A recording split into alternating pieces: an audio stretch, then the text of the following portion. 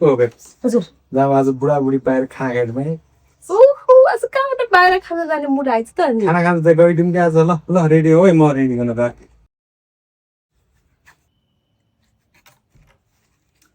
लुगै छैन मसँग के लाउने होला त लौ खै त अहिलेसम्म रेडी भएको छैन झन् गइहालौँ भनेको ढिला भइसक्यो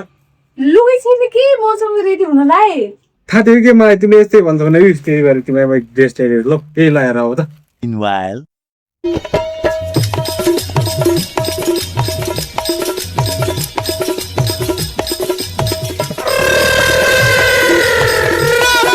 ल म रेडी भएर जाऊँ न त तर एकछिन हामी कहिले बाहिर खान जाने मान्छे आज किन बाहिर खान जाने भनिरहेछ भन त साँचो कुरा के हो खासमा आज मलाई भाडा मार्नै मन लागेको थिएन कि त्यही भएर जाऊँ